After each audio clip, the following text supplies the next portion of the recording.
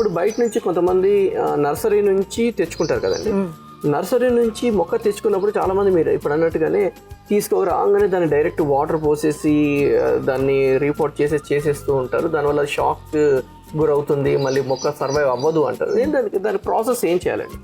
అది మనం మొక్క తెచ్చుకున్నప్పుడు వాటిల్ని మన గార్డెన్ వెదర్ సరిపోతుందా లేదా అనేది టెస్ట్ చేయడానికి తెచ్చి మన గార్డెన్లో పెడతాం.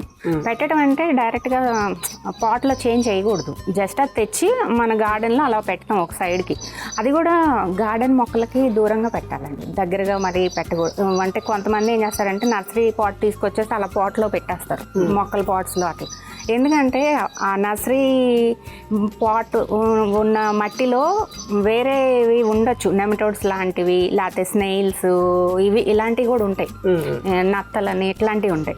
అవి మళ్ళీ మన గార్డెన్లోకి వచ్చినాయి అంటే అవి అసలు కంట్రోల్ అవ్వవు అనమాట.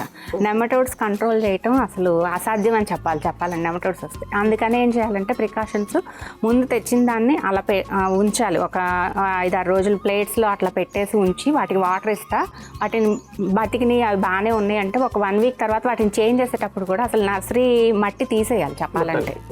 చాలా వరకు దాదాపు తీసేసి అది మనం మొక్క ట్రాన్స్ప్లాంట్ చేసుకొని మన సాయిల్లో దానికి మళ్ళీ ఏంటంటే ట్రైకోడర్మా, సూడోమోనాస్ లాంటివి కలుపుకొని మట్టిలో అవి పెట్టుకుంటే మనకి ఆ సాయిల్ నుంచి వచ్చే డిసీజెస్ రాకుండా ఉంటాయి, ఇది మన మట్టిలో చేరకుండా ఉంటాయి అన్నమాట. ఆ మట్టి తీసేసిన దాన్ని మనం పడేయక్కర్లేదు. దాన్ని ఏం చేయాలంటే సన్ డ్రై చేయాలి, బాగా సన్ డ్రై చేయాలి.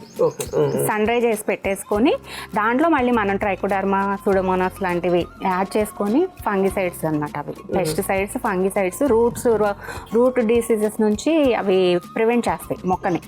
అందుకని వాటిని యాడ్ చేసుకొని వేరే మొక్కలు పెట్టుకోవచ్చు మనం. కాకపోతే మనం నర్సరీ నుంచి తెచ్చిన యాస్టీజ్ మొక్కను దాన్ని అలాగా మనం మొక్కల్లో పెట్టకూడదు. చాలా మంది చేస్తూ ఉంటారు, అందుకే తేంగానే మాకు సర్వైవ్ అవ్వలే, నర్సరీలో వేస్ట్ ఉన్నాయి మొక్కలు అని అనుకుంటూ ఉంటారు. కానీ దాని ప్రాసెస్ ఇలా చేస్తే కనుక సర్వైవ్ అవుతాయి.